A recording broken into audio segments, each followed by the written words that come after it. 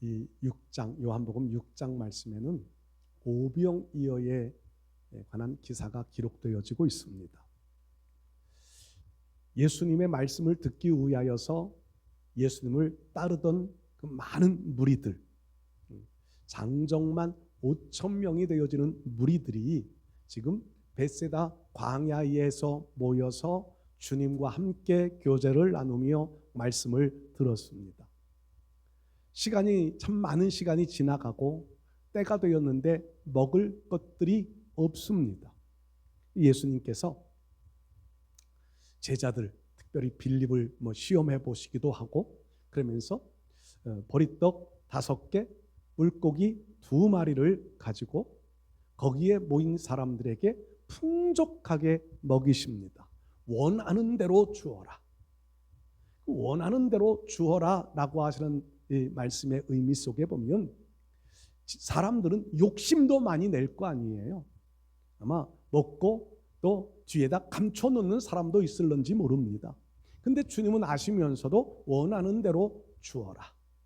그래서 사람들은 다 배불리 먹고 감출 사람은 감추고 싸갈 사람은 싸가고 그러면서도 12강주리가 넘게 남았다고 하는 내용들이 말씀이 기록되어집니다.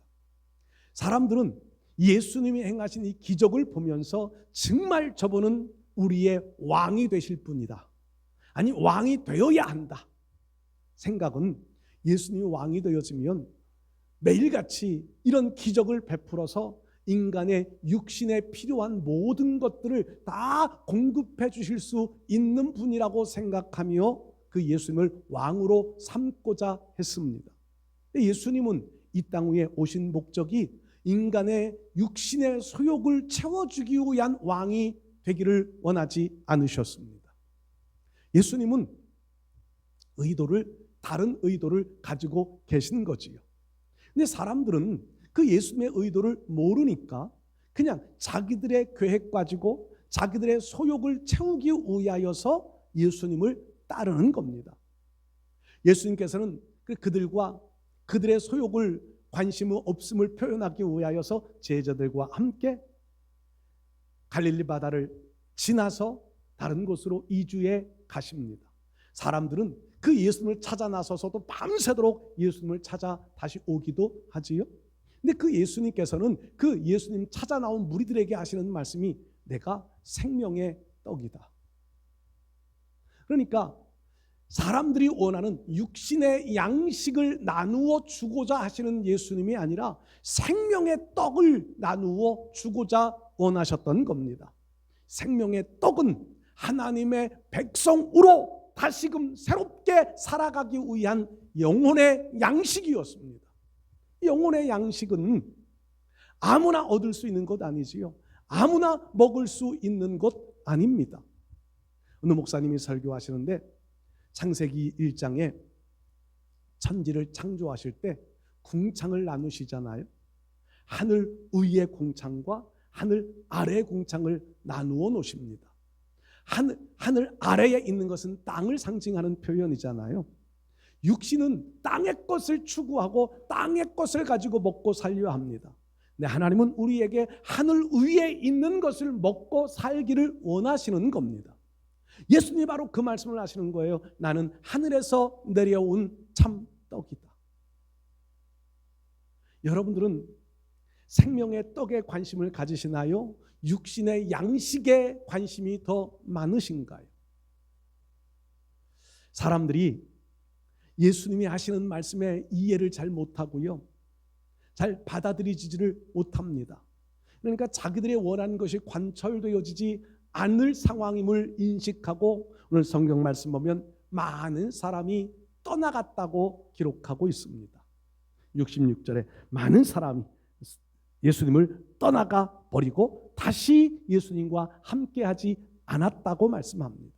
인간의 욕심과 인간의 소욕과 인간의 필요만 가지고 예수님을 따르려 하면 우리들도 언젠가 예수님을 떠나가 버릴지 모릅니다. 예수님을 떠나가 버린 사람들은요, 예수님이 하시는 말씀에 관심을 두지 않았습니다. 이해하려고 하지 않았습니다. 믿음으로 받으려고 하지 않았습니다. 예수님께서는 그 무리들을 향하여서 불쌍히 여기시는 마음을 가지고 양식도 제공해 주셨지만 사람들은 그거 이상의 것들을, 그 예수님이 원하시는 그 이상의 것들에 관심을 두지 않았던 거지요. 우리도 그럴 겁니다. 주님이 원하시는, 주님이 정말 우리에게 원하시는 것에 관심을 두지 아니하면 내가 원하는 것들이 이루어졌을 때, 아니면 내가 원하는 것들이 이루어지지 않을 때 주님을 떠나가 버리는 사람이 될지도 모릅니다. 참믿음, 거짓 믿음이 분별되어질 때가 반드시 옵니다. 5,000명을 먹이시는 그 상황 속에서는요, 모두가 다 축제 분위기였을 거예요. 모두가 다 감격했을 겁니다. 모두가 다 놀랐을 거예요. 예수님이 이런 기적을 베푸시는구나. 그런데 그 중에는요, 진실된 믿음으로 가는 사람이 있는가 하면 거짓된 믿음으로 가는 사람들이 갈라져 있다는 겁니다. 똑같은 주님이 베풀어 주신 오병이어의 양식을 먹지만 어떤 사람들은 거짓된 믿음을 가지게 되고 어떤 사람들은 진실된 믿음을 가지게 되는 겁니다. 똑같은 자리에서 예배를 드려도 어떤 사람은 가짜 믿음, 거짓 믿음을 소유한 사람들이 있고 어떤 사람은 하나님 앞에 인정받을 만한 진실된 믿음을 가진 사람도 있다는 겁니다. 극한 상황이 되어지거나 때가 되어지면은요, 하나님은 우리의 믿음이 진실된 믿음인지 거짓된 믿음인지를 밝혀내실 겁니다. 우리의 믿음이 밝혀지는 그날 주님 앞에 정말 진실된 믿음이었다, 정말 하나님 보시기에 기뻐하실 만한 믿음이었다 인정받을 수 있는 우리 모두가 되실 수 있기를 축복합니다. 그 진실된 믿음을 위하여서 우리가 가져야 될 관심은 무엇일까요? 배불리 먹고 부자로 살고 내가 원하는 대로 다 이루며 살아가는 것, 그것에 관심이 아니라 주님이 원하시는 일에 관심을 우리도 가져야 할 줄로 믿습니다. 주님이 원하시는, 오늘 성경 말씀 속에 제자들이 고백하고 있는 관심, 주님이 정말 기뻐하실 만한 관심은 무엇일까? 한번 말씀 속에서 몇 가지를 나누어 보며 은혜를 나누겠습니다. 첫 번째로요, 우리가 가져야 될 관심은요, 말씀에 관심을 가지고 살아가야 합니다. 말씀. 예수님께서 참 많은 일들을 하십니다. 기적을 베푸시고 또 병자도 고치시고 사람의 힘으로는 할 수 없는 풍랑을 잔잔케 하시는 일이나 오병이어의 기적 같은 일이나 그 당시에 의학으로는 치료할 수 없는 나병 환자들을 고치시거나 38년 된 환자를 고치시거나 소경의 눈을 뜨게 하시거나 많은 이적들을 행하세요. 그런데 주님이 마음속에 가지고 있는 것은 이적을 위한 이적을 베푸신 적이 없다는 겁니다. 주님은 이적을 베푸실 때는 항상 하나님의 말씀을 증거하기 위한 도구로 이적을 활용하셨습니다. 특별히 요한복음을 기록하고 있는 사도 요한은 그것을 잘 알아요. 그래서 요한복음에는 특별히 7가지의 이적을 선별해서 기록을 해놓았는데 그 이적은 모두가 다 예수님이 뭔가 말씀하고 싶은 내용들이 있을 때, 뭔가 하나님의 뜻을 증거하고 싶은 것이 있을 때, 그때 이적을 베푸시더라는 겁니다. 그러니까 이적이 초점이 아니라, 기적이 초점이 아니라 주님은 말씀에 초점을 맞추게 하기 위하여서 이적을 베풀어 주신 거예요. 병자를 고쳐주신 거예요.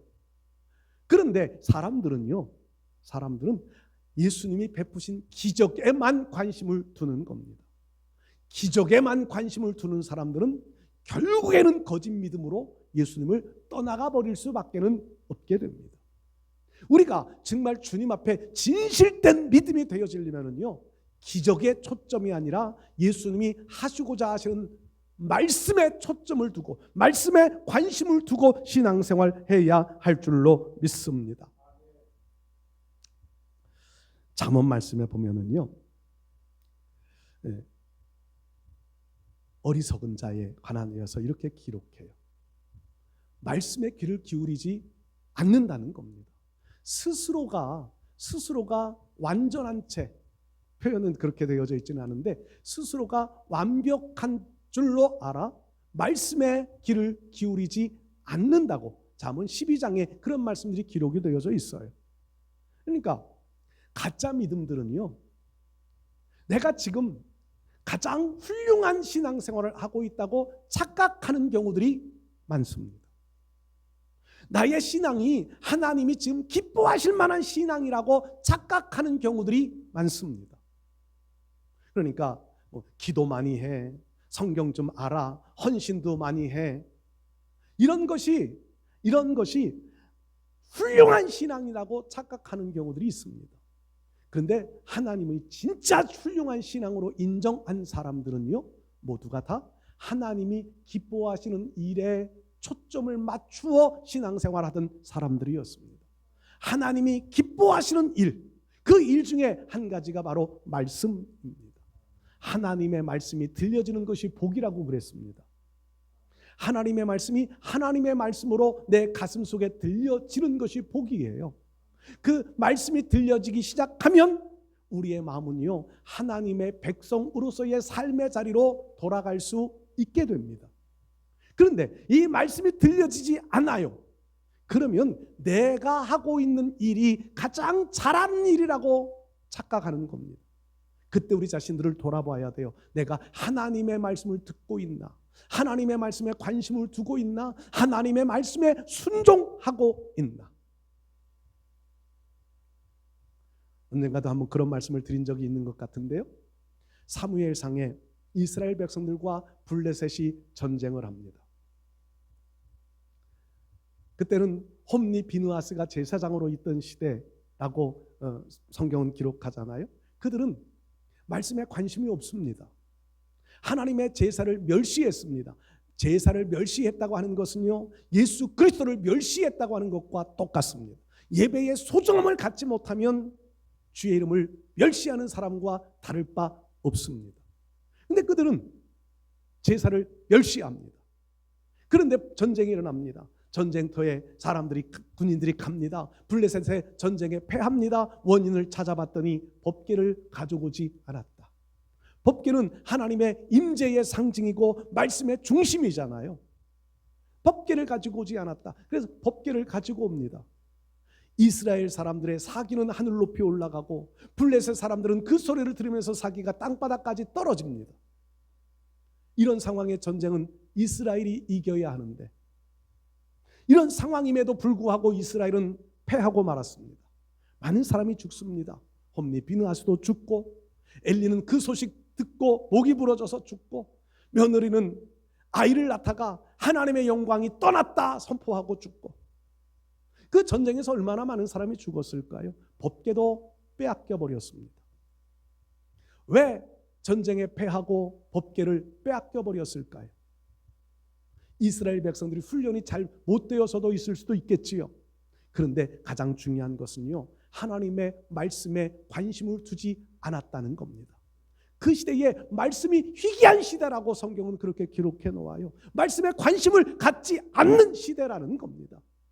법궤에 능력이 없어서 이스라엘 백성들이 패했을까요? 아니에요. 법궤는요, 사무엘상 5장 말씀 보면 법궤를 가져다 놓는 곳마다 블레셋 사람들의 난리가 납니다.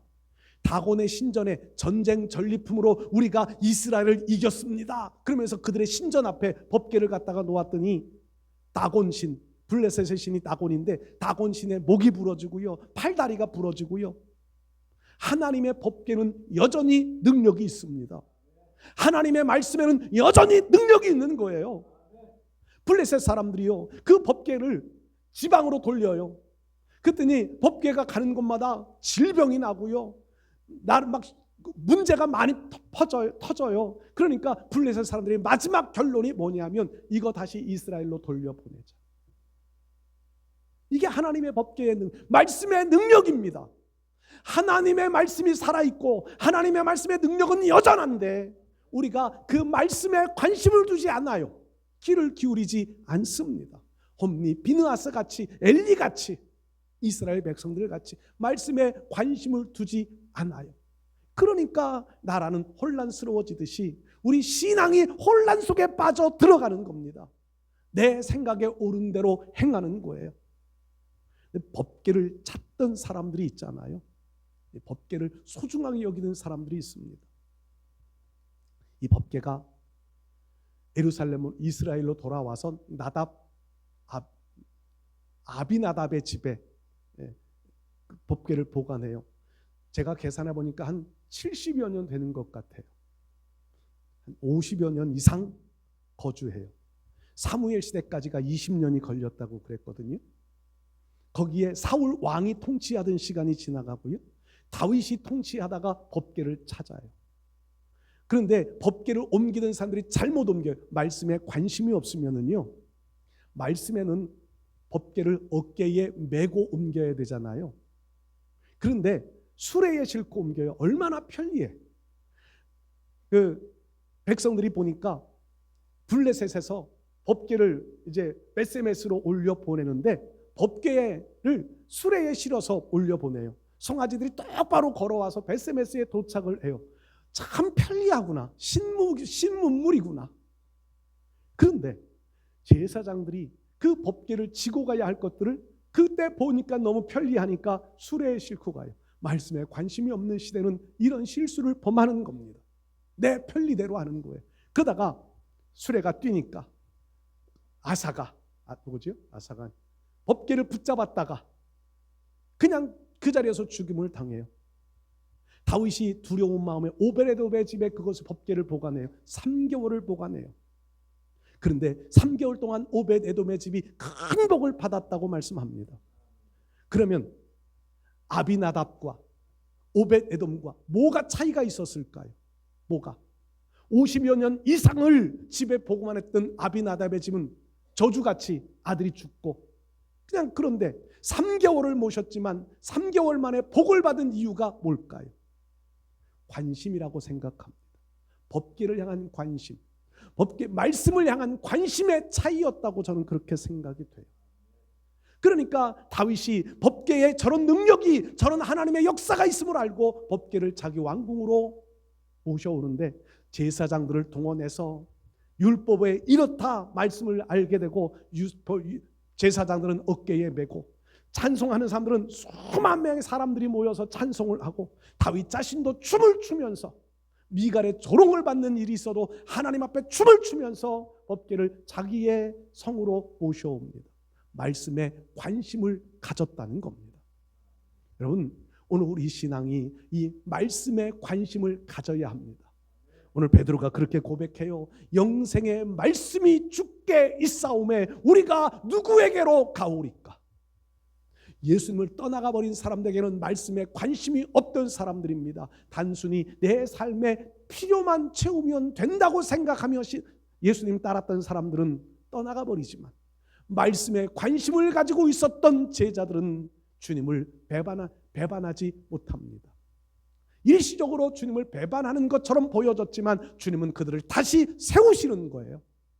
예수는 그렇게 하기 위하여서 3년 동안을 말씀으로 훈련시키셨던 겁니다. 여러분, 내 삶 속에 하나님의 말씀에 관심을 두고 하나님의 말씀에 귀를 기울이고 이 말씀의 뜻에 따라 살아가면 하나님은 우리의 삶을 보호하시고 우리의 삶에도 기적을 베풀어 주실 줄 믿습니다. 두 번째로요, 오늘 우리가 정말 가져야 될 관심은요, 영생에 관심을 가져야 합니다. 영생, 영원한 생명, 천국의 소망을 가지고 살 수 있어야 합니다. 여기 예수님을 떠나가 버린 사람들은요, 육적인 일에는 관심을 가졌지만 영적인 일에는, 영혼을 향한 일에는 관심을 두지 않았던 사람들, 그들은 모두 다 예수님을 떠나가 버리고 맙니다. 오늘 우리의 삶들 속에서 기도하는 일들이 내 영혼을 향한, 내 영혼이 잘 되어지기를 원하는 마음의 기도가 많아져야 되고요, 영생의 소망을 확신할 수 있는 기도들이 많아질 수 있어야 합니다. 단순히 우리 기도하지 말라는 것은 아니에요. 우리의 육신의 소욕과 필요를 위해서도 기도해야 합니다. 하나님 주님이 명령하신 일이에요. 기도해야 합니다. 그런데 우리가 육신에 필요한 것에만 관심을 두는 게 아니라 우리의 영혼을 잘되게 하기 위하여 영생을 위한 준비의 기도들의 시간들이 더 많아져 갈 수 있어야 한다는 겁니다. 우리 사랑하는 성도 여러분들, 영혼에 관심을 가지실 수 있기를 바랍니다.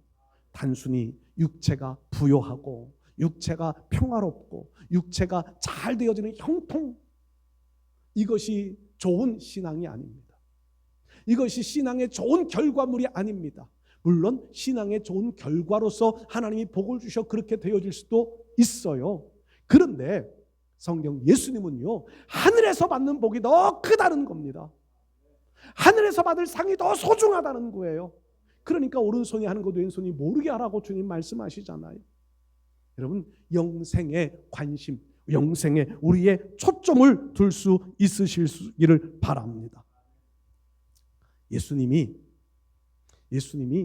병자를 고쳐주시고 예수님이 기적을 베풀어 주셨던 이 면에는요, 모두가 다 예수님이 하시는 말씀 속에는 모두가 다 영생을 향한 마음을 가지고 예수님 제자들에게나 예수님을 따르던 무리에게나 말씀을 증거하셨습니다.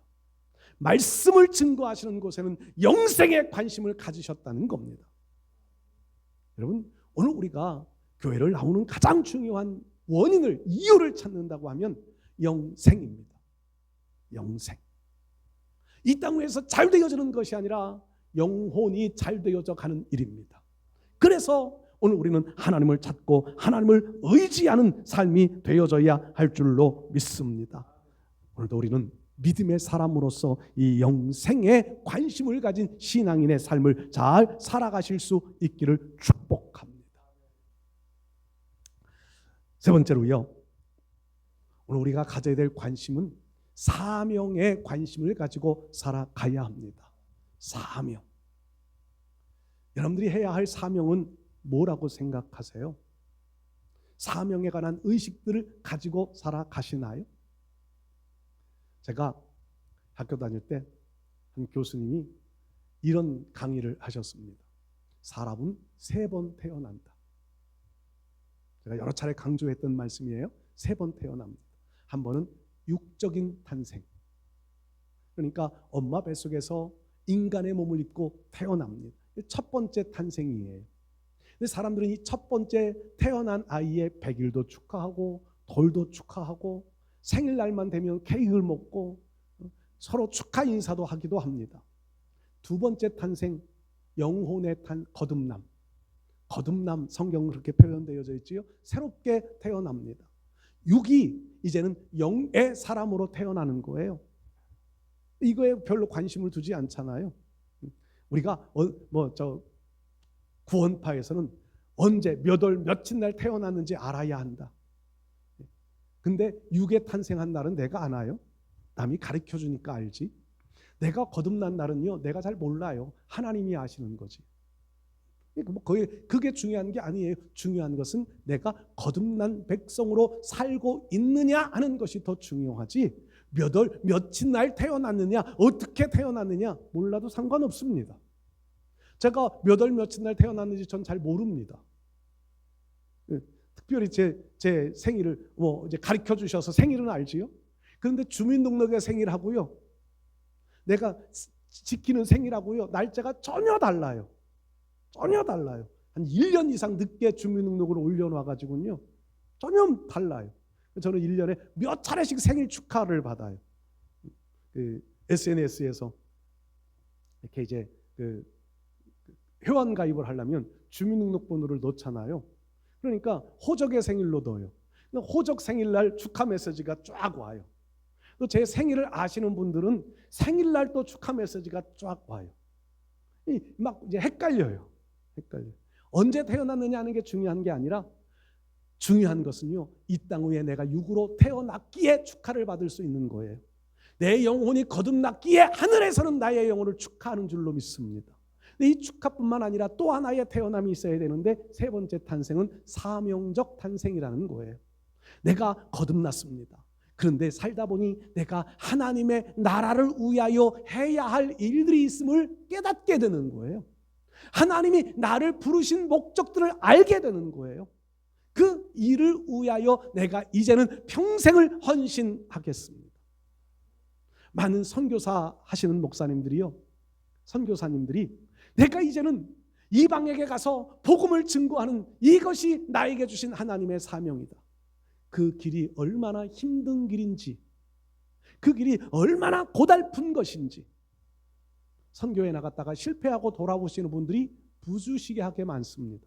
향수병, 언어, 이런 장벽 때문에 그냥 오시는 분들도 많습니다. 그럼에도 그들은 그 사명을 위하여서 삽니다. 제가 선교 사역에 같이 동역하셨던 목사님 한 분, 중국에서 귀한 사역을 하셨습니다. 근데 뭐 가족도 그냥 이분이 사업하시다가 선교사의 사명을 안고 사업 다 접고, 그리고 중국에 가셔서 중국 사람하고 똑같이 살아요. 똑같이 살아요. 제가 그분에게 너무 감동을 받아서 그 중국 선교에 많은 관심을 두고 중국에 한 40여 차례 이렇게 다녔던 적이 있습니다. 근데 중국이 지금 막혔잖아요.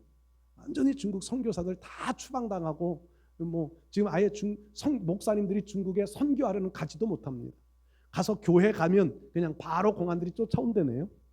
그러니까 못하니까 중국 사람들을 불러다가, 제주도에서 그냥 중국 사람들을 불러다가 자기들 비행기 값 내면 오면 여기서 체류비, 교육비 이런 거 제공해 가면서 중국 사람 불러다가 교육을 시키고 보내고, 이러다가 그것이 한계에 부딪히니까 이제는 눈을 돌려.